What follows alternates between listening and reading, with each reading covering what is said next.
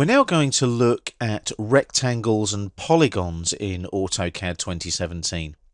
Now, I did mention rectangles and polygons in the previous video where we looked at polylines and splines. A rectangle is a four-sided polyline, and a polygon is a multi-sided polyline. It's as simple as that. That's how they work, basically. Now, what we're going to do is we're going to have a look at rectangles and polygons using the same drawing, the 04 drawingobjects.dwg file, which is open at the moment. But what I've done is I've placed some saved model views for you in the drawing again, so that you can utilize these to zoom into the view that we need to work in quickly. So we go over to our view control, click on the word top like we've done in previous videos, over to custom model views and select the new entrance view there like so. Now that takes us to where the double doors are in the bottom right hand corner of the building. And that's the entrance where you come into the building. And what we're going to do, we're going to place a rectangle on the intersections of those four red grid lines, these grid lines. So we're going to go to the Home tab on the ribbon. We're going to go to the Layers panel first and make sure that we're using the internal wall layer. So we just select it like so in the flyout like that and make sure that we've got the internal wall layer as the current drafting layer. And then we go over to the Draw panel on the Home tab on the ribbon. And it's top right, it's just up here. So I click there like so, rectangle. And you can see we've got a choice of a rectangle or a polygon. Now I'm going to select rectangle. Now when I come into the drawing area, it's asking me for the first corner point of my rectangle.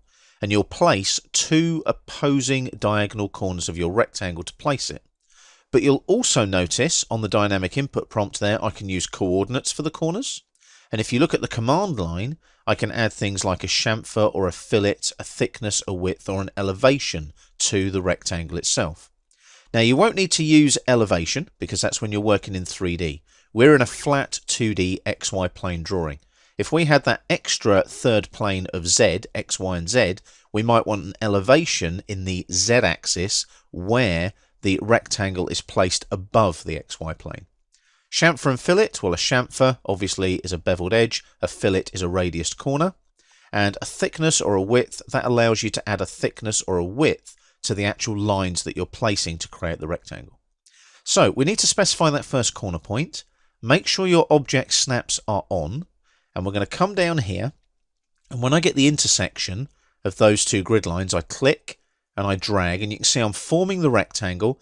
I now go up to the opposing intersection here. When I see the intersection snap, I click again, and there's my polyline. If I hover over it, you can see, look, it's a rectangle, but it gives you the properties of a polyline, as you can see there, replying back on the screen there.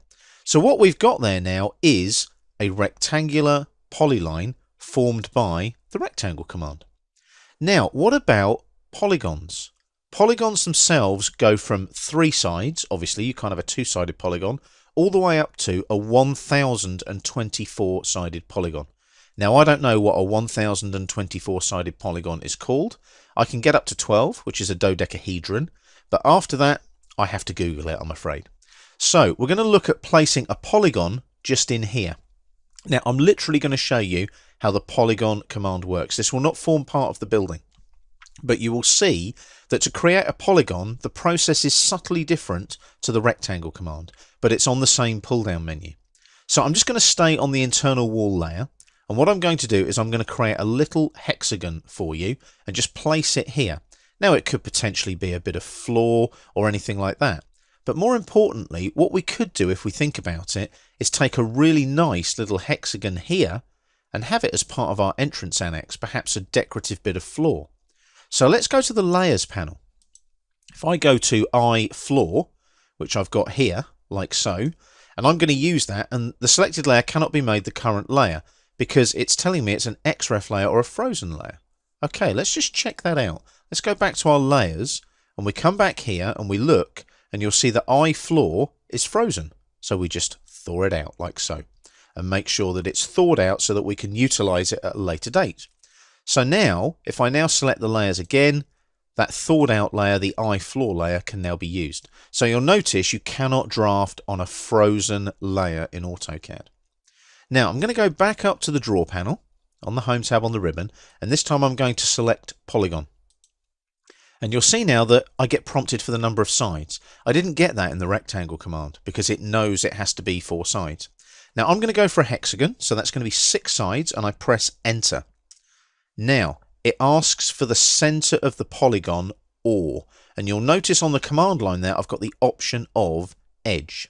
So what you've got to think about here is when I place my polygon, I can either place it inside a circle, which is known as an inscribed polygon, or I can place it around the edge of a circle, a circumscribed polygon, or I can use this edge tool.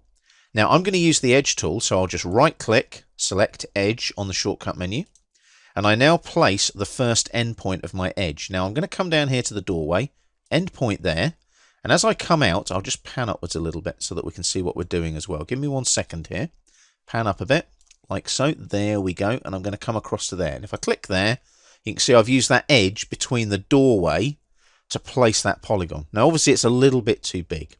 You can easily resize that, you could scale it and so on. Now what I'm going to do is I'm actually going to remove that. I don't actually need that there.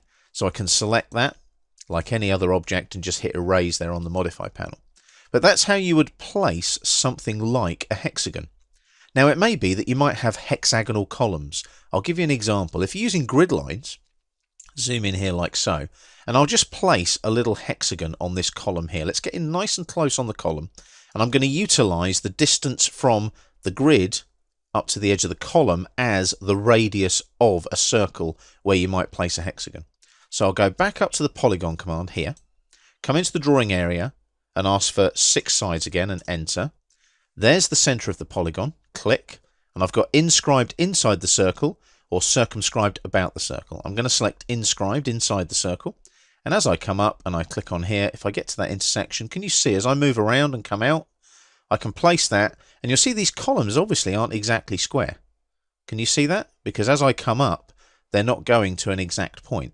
So if I come out here like that and I click there, you can see that there's my hexagon there. So I could do it that way if I wanted to. Now I'm just going to delete that hexagon because we don't actually need it. But you can see that obviously I can do it inside a circle, about a circle, or use an edge.